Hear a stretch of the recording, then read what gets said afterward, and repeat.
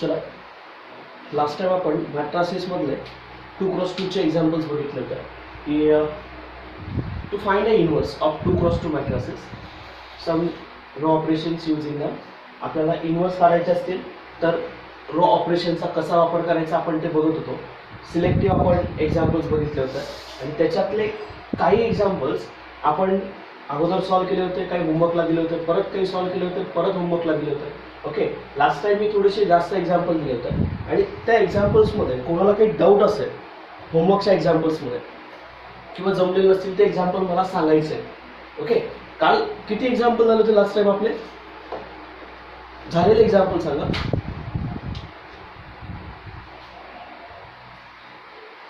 Eight झाले होते, बरोबर ना? जे होमवर्कचे एक्झाम्पल होते त्यांच्यात कोणाला काही डाऊट असेल तो क्लिअर करून घ्या लगेच. ओके, नंतर मग मला सांगायचं बरं, चला एक एक एक्झाम्पल सांगा. आणि मी क्रॉस चेक करण्यासाठी तुम्हाला एक फॉर्म्युला पण दिला होता. 2x2 मॅट्रासिस जर असेल, जर सपोज माझ्याकडे एक मॅट्रासिस आहे ए बी सी आणि डी आणि तुम्हाला सांगितलं ह्या मॅट्रासिसचा इनवर्स काढा, ह्या 2x2 मॅट्रासिसचा इनवर्स काढा, तर त्या 2x2 मॅट्रासिसचा इनवर्स काय येतो बरोबर? काय येतो? 1 डिटर्मिनंट ऑफ ए इंटू. नाव काय करायचं आपण लास्ट टाइम? फॉर्म्युला हा विसरायचा नाही. 2x2 मध्ये आपल्याला क्रॉस चेक करण्यासाठी, फायनल आन्सर चेक करण्यासाठी आपल्याला हा महत्वाचा असतो. डायगोनल एलिमेंट काय करायचे? इंटरचेंज करायचे. डी ए डायगोनल एलिमेंट मी बदलून टाकले आणि उरलेले जे एलिमेंट आहेत त्यांची साइन बदलायची.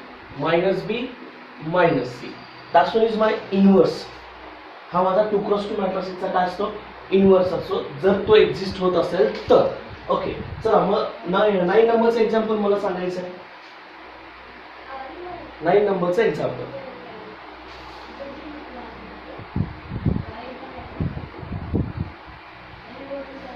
सांगा पटकन. तेजस 1. हे एक्झाम्पल होतं.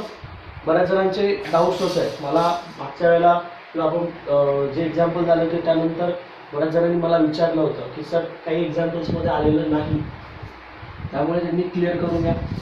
ओके, नाव चला याचा आधी काय करावं लागेल आपल्याला? हे दिलेला मॅट्रिक्स आहे, मी डायरेक्ट आन्सरची स्टार्ट करतो. हा दिलेला मॅट्रिक्स आहे. ओके, मग जर त्याचा आधी काय करावं लागेल आपल्याला? डिटर्मिनंट, बरोबर? डिटर्मिनंट सांगा. चला 1 3 2 5 इक्वल्स टू डिटर्मिनंट सांगा. 5 into 1 that's why it's a 5 minus 3 into 2 will be 6 equals to minus 1 which does not equals to 0. चला पुढे काय येईल पुढे? therefore A is non singular matrix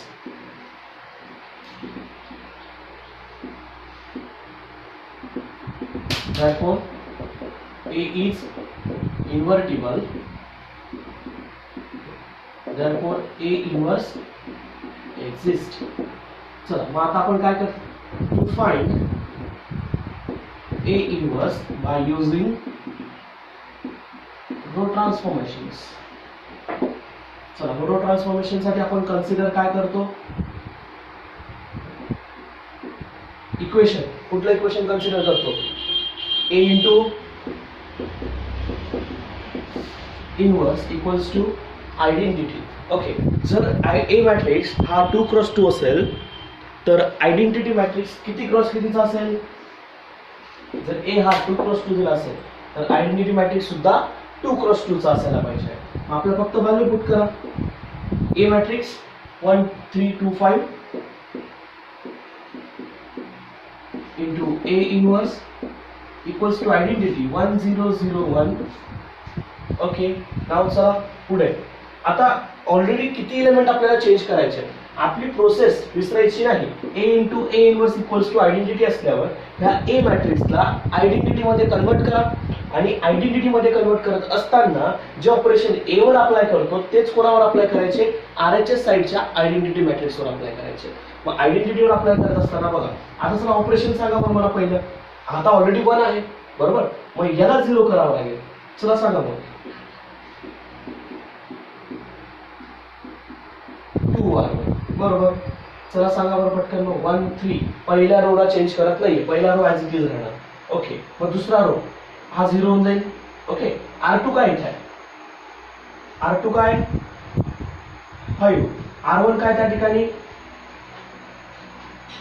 R1 काय 5 minus 2 into 3 म्हणजे 5 minus 6 will be -1 into A inverse equals to पहिला row as it is असा सुद्धा. आता याच्यावर R2 काय इथे 0 0 minus 2 into 1 that's one is a -2. 1 minus 2 into R1. R2 is 1, R1 is 0, then equals to 1. Okay, next पुढे काय करावं लागेल? R2 हा अपॉन पण चालेल किंवा मग -1 ने मल्टिप्लाय केलं तरी चालेल ना. अपॉन करणं काय, मल्टिप्लाय करणं काय, -1 ने सारखंच पडणार आहे, त्यामुळे -1 ने मल्टिप्लाय केलं तरी चालेल. R2 changes to -1 into R2. -1 ने R2 ला मल्टिप्लाय केलं की तुमच्या भाषेत जर म्हणायचं असेल तर डिवाइड केलं. ओके, तरी चालेल. नाव 1 3 0 1 0 into -1 will be 0, -1 into -1 will be 1 into A inverse equals to 1 0. आता मला सांगा हा -2 -1 ने मल्टिप्लाय केल्यामुळे काय झालं 2 and then 1 into -1 will be -1. पूर्ण रो बदलून जाईल, पूर्ण चेंज होऊन जातो. Okay, next operation. पुढचं ऑपरेशन काय असेल? याला काय करायचंय? R1 changes to R1 minus 3 into याचा वापर करून याला 0 करतोय. याला -3 ने मल्टिप्लाय केलं, दोघांची ऍडिशन केली तर -3 plus 3 that's 0. then 1 0 0 1 into A inverse equals to चला R1 इथे R1 काय 1 आणि इथे R2 काय 1 minus 3 into 2 that's 1 minus 6 will be -5. Okay, R1 काय इथे 0 minus 3 into R2 काय त्या ठिकाणी -3 into -1 and then we have to change that to -1. Okay, now that's matrix will be identity into A inverse equals to -5 3 2 -1 and then final answer will be A inverse. Identity matrix ने कोणत्याही मॅट्रिक्सला multiply केलं की तोच matrix म्हणजे identity into A inverse काय आहे फक्त A inverse -5 3 2 -1. that's what is our final answer. हे काय असणार आहे माझं फायनल आन्सर असेल. ओके, अजून सृष्टी एक्झाम्पल जमलेले होते, पटकन सांगायचे ते एक्झाम्पल. 11 नंबरचं बघ, हे कळलं का आता एक्झाम्पल?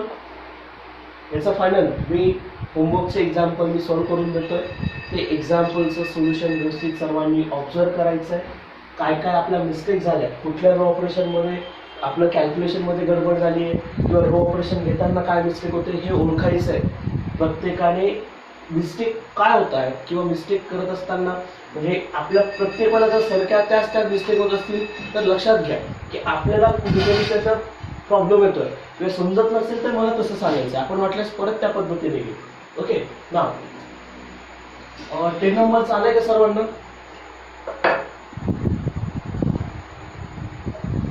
बरं सांग, ऋषी सांग 10 नंबरचा एक्झाम्पल.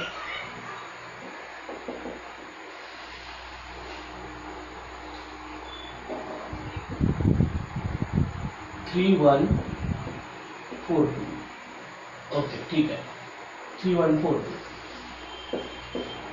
डिटर्मिनंट काय आहे?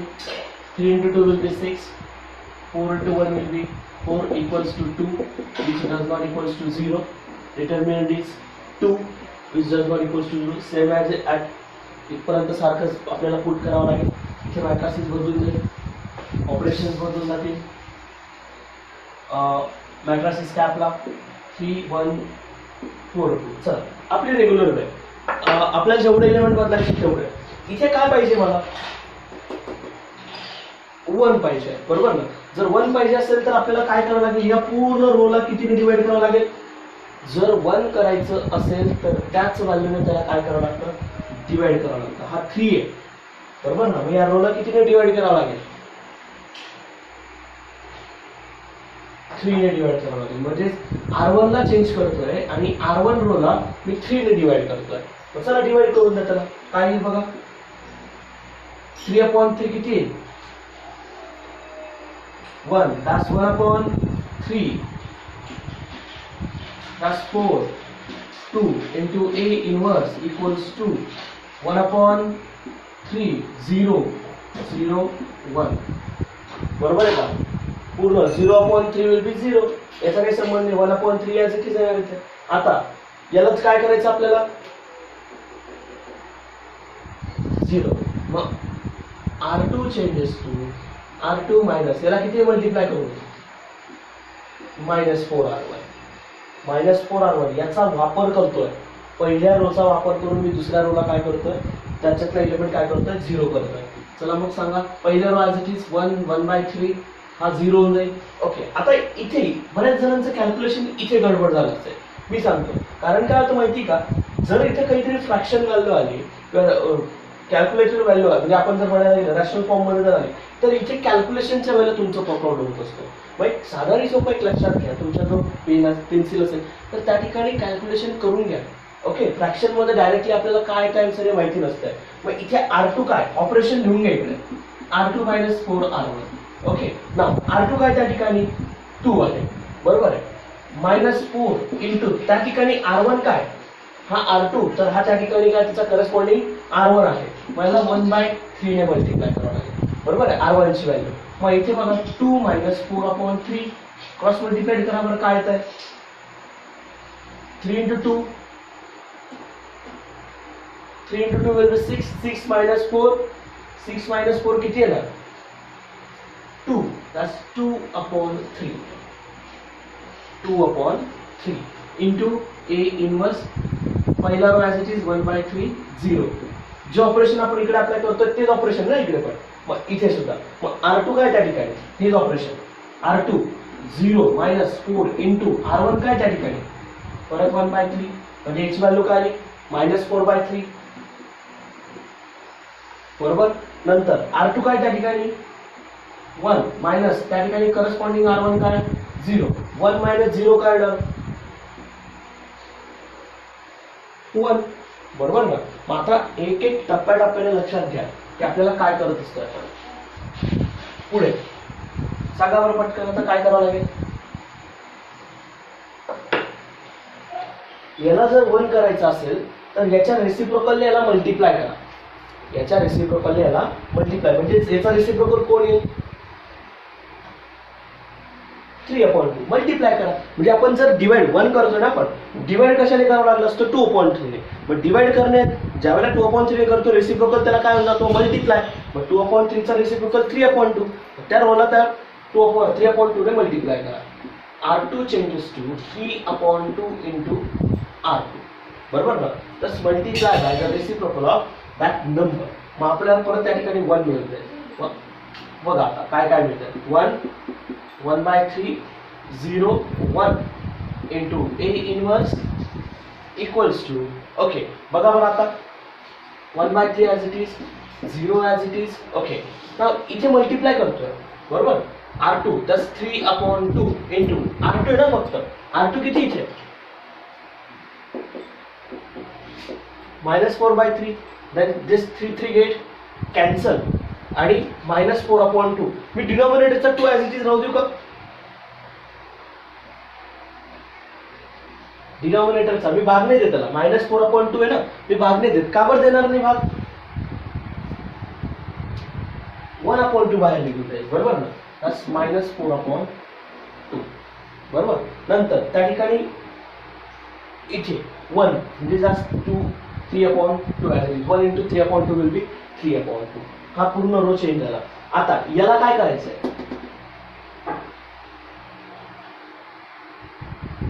काय ऑपरेशन आहे ऋषी, R1 changes to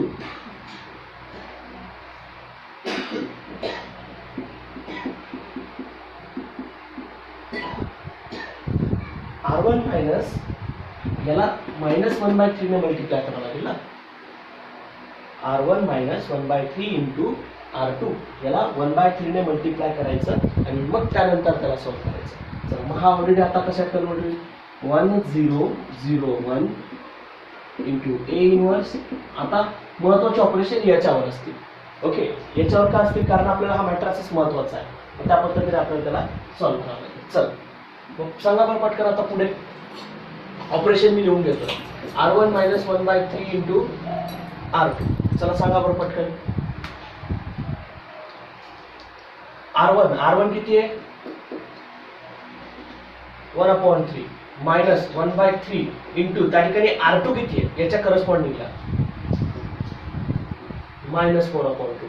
हा 1/3 मायनस हा मायनस मायनस इथे प्लस होऊन जाईल 4/3 इंटू 2. इथे 2 ने मल्टिप्लाय डिवाइड करू का मी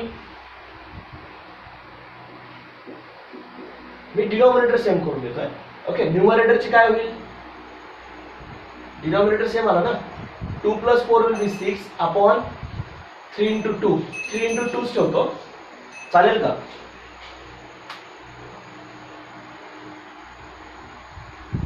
कळतंय काय काय येतोय. परत एक लक्षात घ्या या 3 ने भाग देऊन देतो. हा काय येईल इथे 2/2 येईल ना इथे काय येईल 2/2. 2/2 म्हणजेच कोण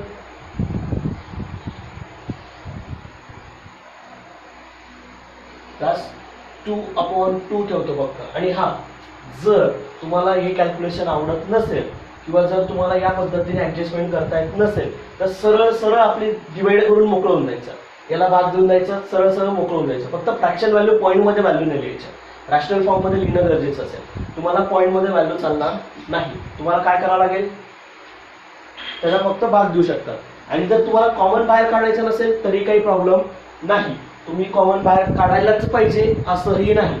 म्हणून लक्षात असू द्या की आपण ज्यावेळेला कॅल्क्युलेशन करत असतो त्यावेळेला वेगवेगळ्या पद्धतीने कॅल्क्युलेशन होत असतात. त्यामुळे अगोदर डोक्यात ठेवायचं की आपण 1/2 हा जो डिटर्मिनंट असतो तो बाहेर काढलाच पाहिजे असं काही कंपल्सरी नसतं. मग आपल्याला जर पटत नसेल किंवा आपल्याला जर कॅल्क्युलेशन मध्ये प्रॉब्लेम येत असेल तर सरळ सरळ आपण डायरेक्ट भाग देऊन द्या आणि जरा सॉल्व्ह करून टाका. याला भाग देऊन दिला हा काय होईल -2 प्लस -2 हा डिनॉमिनेटर सेम येऊन जातोय 1 - 2/3. बरोबर आहे का.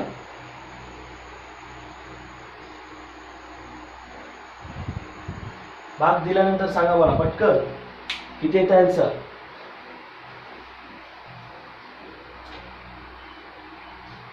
-1/3 हे झालं का आन्सर इथं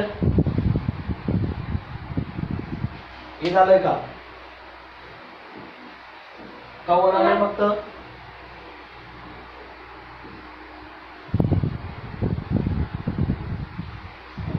then we have to taken as -1/3. पुढे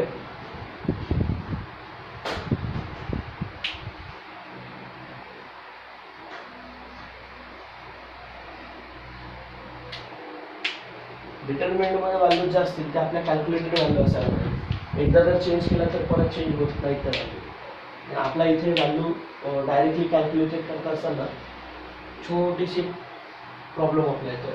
म्हणजे -2 येऊन जातो -2/3 plus denominator will be same 1 - 2 sorry आपल्या इथे +1 येतोय प्लस 1 हा 1 येतोय. ओके नेक्स्ट R2 काय 2/3. R1 काय त्या ठिकाणी 0 1/3 इंटू 3/2 परत 3 गेट कॅन्सल काय राहिलं इथे -1/2. ओके आणि उरलेलं as it is -4/2 3/2 as it is. बरोबर ना. मग 1/2 जर बाहेर काढला तर काय मिळेल बरं इथे हा आपला काय असेल 2/2. जर 1/2 बाहेर काढला तर काय येतोय 2 -1 -4 3. त्याचवेळीचं आयडेंटिटी इंटू A इनवर्स कारण हा आयडेंटिटी मॅट्रिक्स आहे. आणि फायनल आन्सर तुमचं काय असेल 1/2 इन ब्रॅकेट 2 - 1 -4 3. बघा बरं ह्या फॉर्मॅटमध्ये बसतोय का डिटर्मिनंट किती आलाय 2 आलाय बरोबर.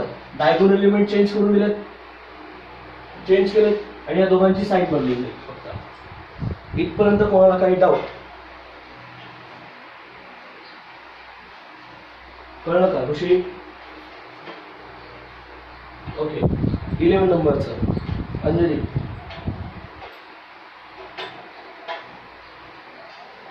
तेव्हा सांगा 11 नंबरचं काय एक्झाम्पल होतं, कोणाला जमलेलं नव्हतं सांगायचं. हा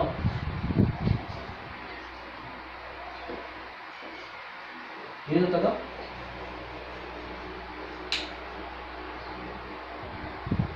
ओके चला मग याचा डिटर्मिनंट काय आहे 2 - 2 4 3.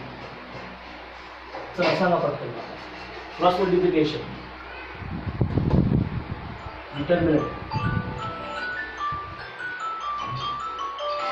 x plus determinant 2 into 3 will be 6 minus get 4 8 plus 8 equals to किती येतोय 40 does not equals to 0.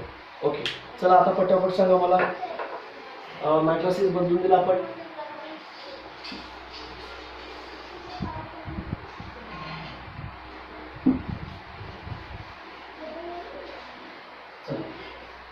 पहिलं ऑपरेशन आपलं सिंपल असेल.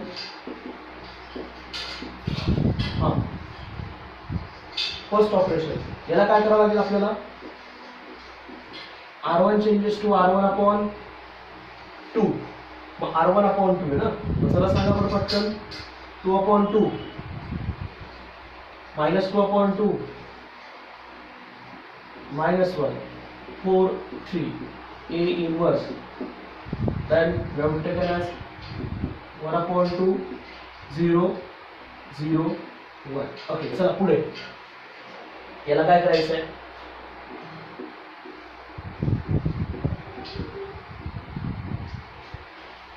R2 minus 4R1. चला मग पुढे सांगा पटकन मला काय करता येईल.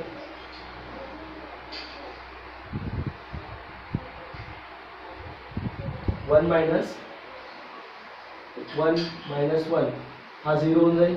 R2 काय इथे 3 minus 4 into -1 -1 into -4 will be +4 +4 +3 is 7 into A inverse equals to 1/2 0. चला R2 काय इथे 0 0 - 4 into R1 0 - 4 into 1/2. मग भाग दिल्यानंतर काय मिळेल सांगा -2. प्रॉपरली भाग देऊन देतोय मी, म्हणजे डायरेक्ट कॉमन वगैरे काही काढण्याचा प्रयत्न नाही करत आहे. ते सरळ भाग देऊन देतोय, म्हणजे काही एवढं राहू द्या किंवा आपण त्याला ऍटलिस्ट कॅल्क्युलेशन राहू द्या असं नाही केलं, डायरेक्ट भाग देऊन दिला. चला पुढच्या ह्याच्यात हा काय R2 1 - 4 into 0 will be 1. चला नेक्स्ट ऑपरेशन काय असेल याला 1 करायचं आहे. मग काय करावं लागेल R2 ला 7 ने डिवाइड करावं लागेल. चला मग 7 ने डिवाइड केल्यानंतर काय मिळेल मग 1 - 1 0 1 into A inverse. पुढे 1/2 0.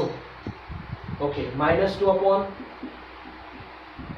Okay, then next 1/7. Okay, and then final step will be that R2 changes to R2 plus R1.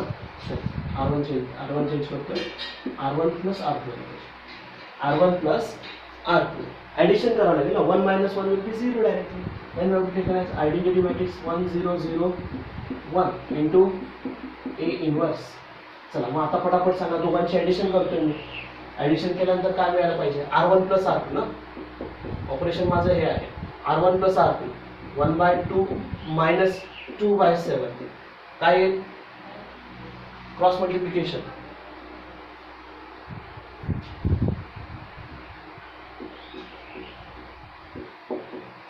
काय येईल 3/14. ओके मग हा याला काय ऍडिशन केलं तोच येईल 1/7 आणि हा -2/7 1/7. झालं ना, एवढा मॅट्रासिस. आणि तुम्ही कॉमन काढू शकतात. काय कॉमन काढू शकतात? 1/7 1/7 काढा किंवा 1/14 काढा लागेल ना. डिनॉमिनेटरला जेवढी मोठी व्हॅल्यू असेल ना ती व्हॅल्यू आधी कॉमन काढा. जर 1/14 तुम्ही बाहेर काढल्यानंतर हा तुमचा 3 राहील. ओके, पण इथे तुम्हाला काय घ्यावं लागेल? 2. तिथे काय घ्यावं लागेल? 2 घ्यावं लागेल, कारण तुम्ही 2 ने मल्टिप्लाय डिवाइड करशाल ना. कारण डिनॉमिनेटर सगळ्यांचा जर सारखा करायचा असेल तर तुम्हाला इथे 2 ने मल्टिप्लाय डिवाइड, इथे 2 ने मल्टिप्लाय डिवाइड, इथे 2 ने मल्टिप्लाय डिवाइड, म्हणजे डिनॉमिनेटर सगळ्या टर्मचा काय आला पाहिजे? सारखा. मग प्रत्येक ठिकाणी तुम्हाला 2 ने मल्टिप्लाय डिवाइड करावं लागेल. मग इथे -2 इंटू -2 विल बी काय येणार आहे? -4. आणि इथे काय येणार आहे? 2 येणार आहे. बरोबर ना? मग बघा बरं, फायनल आन्सर मध्ये हेच आहे का? हे दोघं इंटरचेंज झालेत का? 3 आणि 2 डायगोनल एलिमेंट्स, आणि यांच्या दोघांच्या साइन पण बदलल्यात का? बरोबर ना? आणि डिटर्मिनंट बाहेर पण आलाय. डिटर्मिनंट 14 होता. समजलं? तुम्हाला सांगायचंय कोणतं एक्झाम्पल जमलेलं आहे? सृष्टी,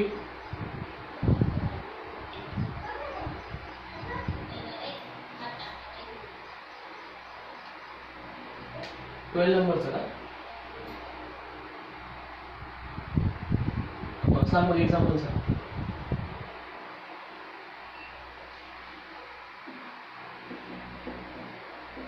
हेच आहे.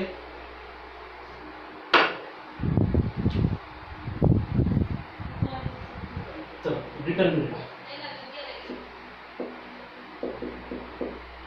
डिटर्मिनंट काय येणार?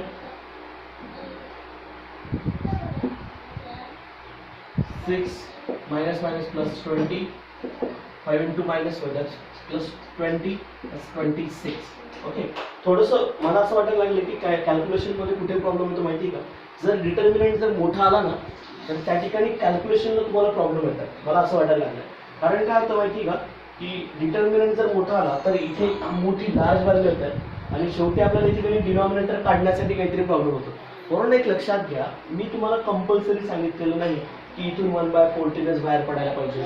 नाही पडला ॲज इट इज ठेवा ना. हे फायनल असेल तर तुमचं हे फायनल आन्सर असेल. असं काहीही कंपल्सरी नाही की इथून 1/14 बाहेर निघायला पाहिजे. तुम्हाला दिसत असेल, तुम्हाला ऑब्झर्व करता येत असेल, बाहेर काढता येत असेल तर काढा, नाहीत निघत असेल तर जाऊ द्या. ॲज इट इज राहू दिलं तरी काही प्रॉब्लेम येणार नाही. ओके, बऱ्याच जणांचं कन्फ्युजन ते होत आहे, मला असं वाटायला लागलं. ओके, त्याच्यात एवढं असं विशेष इरिटेट होण्याचं कारण नाही. ओके, चला पुढचं. 3 4 -5 2. Okay, R1 changes to R1/3. आपल्याला अजून हार्ड लेवलचे एक्झाम्पल घ्यायचे. इथं सुरुवात झाली आहे तशी. ना 3 1/3 + 1 4/3 +-5 2. फक्त याच्यावर कॉन्सन्ट्रेशन ठेवायचं, कारण आपण कोणाला चेंज करतोय. चेंज ज्याला करतोय तो रो आपला फक्त बदलतो, बाकीचे नाही. नंतर 1/3 0 0 1. ओके, नाव पुढे चला. पुढचं operation R2 changes to R2 + 5 × R1. याला +5 आहे, +5 - 5 काय होणार? 0 होणार. म्हणून मी इथे +5 ने मल्टिप्लाय करून त्याचा वापर केला. नाव देन मॅट्रासिस विल बी 1 4/3 0. R2 काय? 2 + 5 × R1 काय त्या ठिकाणी? 4/3. ओके, चला मग सांगा, याला क्रॉस मल्टिप्लाय करा. इथे प्लस साइन आहे. 3 × 2 विल बी 6 + 20/3. बरोबर आहे का? म्हणजेच काय? 26 × A inverse equals to 1/3 0. Okay, R2 काय इथे? 0 + 5 × 1/3 म्हणजेच काय येणार? 5/3. नंतर पुढचं ॲज इट इज 1 राहणार, याला चेंज नाही करणार. पुढे चला सांगा बरं पटकन. आता इथे रॅशनल फॉर्म आला, याला 1 करण्यासाठी काय करणार तुम्ही?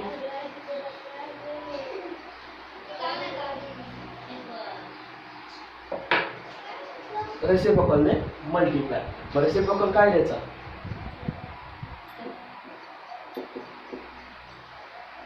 3/26 into R2. नंतर 1 4/3 0 1 into A inverse equals to 1/3 0. Okay, चला मल्टिप्लाय करा बरं याला रेसिप्रोकल.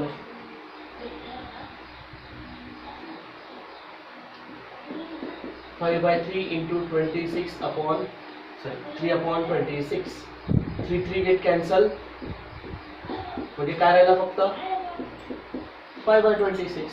ओके, आणि या 1 ला मल्टिप्लाय केलं तर तो ॲज इट इज राहणार 3/26. ओके, चला मग पुढचं ऑपरेशन, शेवटचं ऑपरेशन राहिलं याच्यातलं. आता R1 changes to R1 minus 4/3 into R2. चला कन्वर्ट आयडेंटिटी मध्ये याचं काम झालं. इकडच्या मॅट्रिक्सचं 1 0 0 1 into A inverse. आता हे दोघं ॲज इट इज 5/26 3/26 राहिले. आपले हे दोन एलिमेंट चेंज करायचे. R1 minus 4/3 into R2. R1 काय त्या ठिकाणी 1/3 minus 4/3 into त्याच्या करस्पॉन्डिंगला R2 किती आहे. चला मग आता काय करावं लागेल सांगा बरं. डिनॉमिनेटर सेम करू दोघांचा. भाग जात असेल तर भाग द्या, नसेल जात तर राहू द्या. पहिला डिनॉमिनेटर सेम करण्यासाठी 26 ने मल्टिप्लाय डिवाइड केलं. 3 into 26 minus 20 upon 3 into 26. 4 into 5 will be 20. इथे 26 ने मल्टिप्लाय डिवाइड केलं म्हणून हा 3 into 26. डिनॉमिनेटर सेम करा. 26 minus 20 upon 3 into 26. बरोबर आहे. हा डिनॉमिनेटर काय आहे, न्यूमरेटर काय आहे 6. 3 ने भाग जातो. किती येतोय मग, that's 2/26. बरोबर, भाग जातोय तरी पण त्याला राहू देतोय. पुढे 0 R1 काय 0 minus 4/3 into R2 किती त्या ठिकाणी 3 कॅन्सल झाला. minus 4/26. कॉमन कोण दिसतोय, दिसत असेल तर बाहेर. पुढे 2 minus 4 5 3. बघा बरं, डायगोनल एलिमेंट चेंज झाले, उरलेल्या एलिमेंटची साइन बदलली, डिटर्मिनंट पण बाहेर निघाला. कोणाला काही डाऊट? हा, कोणत्या? क्लियर. हा, याच्यात आपण 1 करण्यासाठी R1 ला किती डिवाइड केला आपण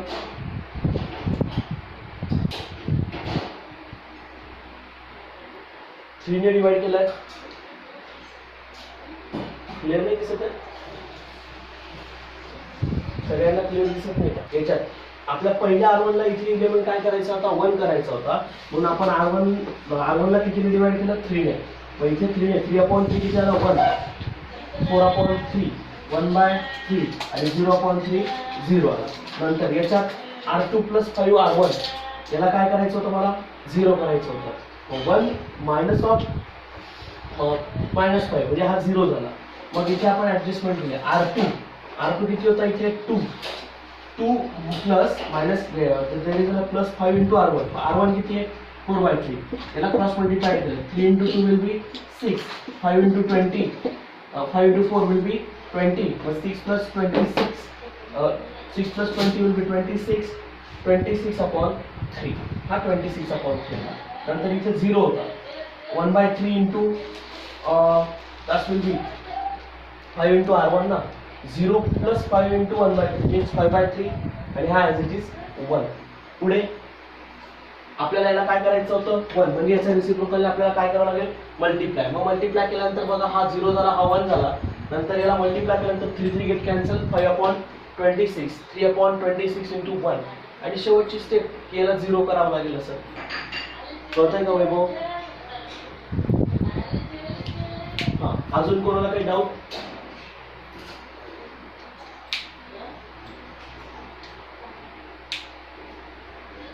हा हा बोला. 13 नंबरचं कॅल्क्युलेशन चुकलं. काय प्रॉब्लेम आला 13 मध्ये सांग बरं. 13 सांग एक्झाम्पल हो सांग ना एक्झाम्पल सांग.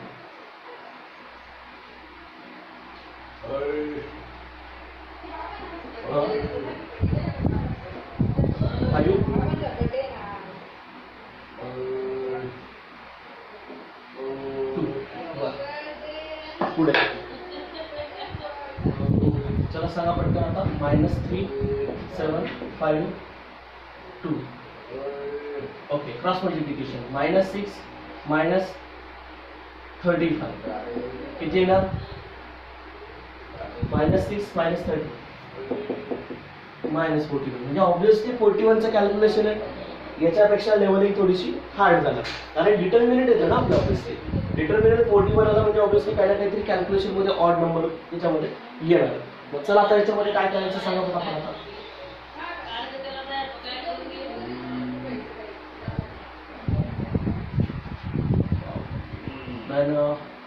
-3 7 5. चला पुढे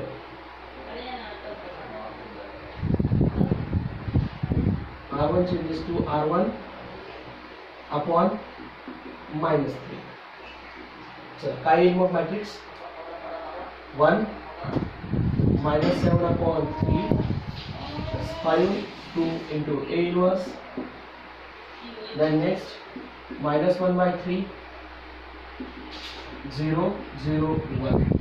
ओके एक एक कॉन्सन्ट्रेशन ठेव अंजली. एक्झाम्पल मध्ये आपण काय करतो हे एक एक टप्पा आपल्या लक्षात ठेवायचा आहे. आपण R1 चेंज करतोय ना. -3 मग ह्या R1 ला पूर्ण चेंज केला बघा. -3 upon -3 1 आला. -7 upon 3 आला. -1 upon 3 आला. 0 upon -3 will be 0. Okay next पुढे R2 changes to R2 -5 R1. चला पटकन सांगा मग. 1 -7 upon 3 0. Okay R2 2 -5 into -7 upon 3. हा मायनस मायनस काय होणार इथे प्लस. बरोबर ना. Cross multiplication 6 + 35 upon 3. 3 into 2 will be 6. 5 into 7 will be 35. That's 35. 41 upon 3. तो ऑटोमॅटिक दिसायला लागतो. 41 ऑटोमॅटिक दिसायलाच लागेल. हे लक्षात घ्या. कॅल्क्युलेशन सोपं होऊन जातं उलट. म्हणजे आपण बरोबर चाललोय असं समजायला लागतं.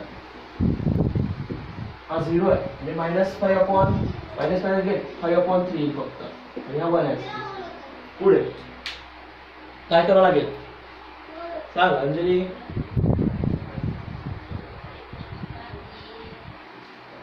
हा काय चुकलं मला सांग. हा 0 कळला का तुला. हा आता R2 किती सांग मला इथे. 2 आहे बरोबर ना. मी इथे 2 घेतलाय बरोबर. R2 okay. आता -5 into त्या ठिकाणी R1 किती आहे.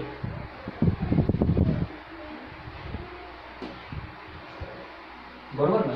मग 2 प्लस -5 - 3 किती होणार. -5 - 7 किती होणार.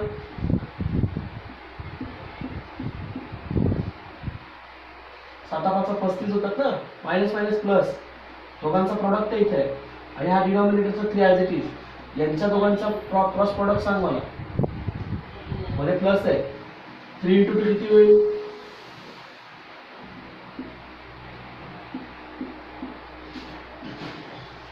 मग 6 + 35 किती येतोय.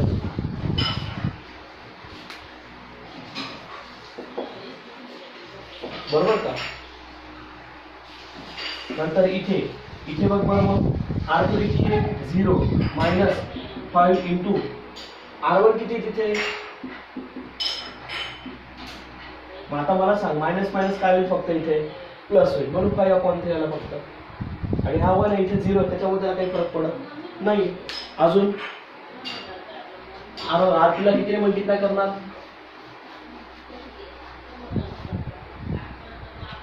Three upon 41. R2 changes to 3 upon 41 into R2. चला मॅट्रिक्स काय मग 1 minus 7 upon 3 0 1 into A inverse equals to 3 upon 41 ने मल्टिप्लाय 3 कॅन्सल झाला म्हणजे 5 upon 41. ओके, हा काय होता -1/3 0 3 upon 41.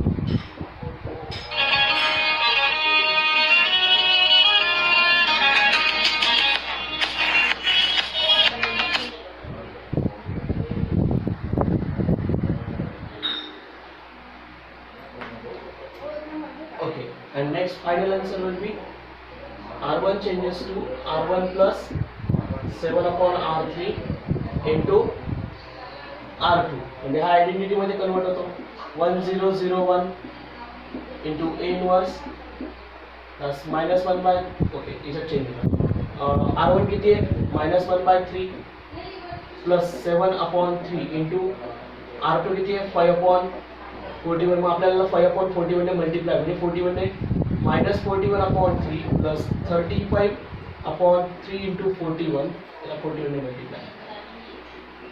डिनॉमिनेटर दोघांचा सेम झाला 41 plus 35 is -6 upon 3 into 41 plus 2 -2 upon 41.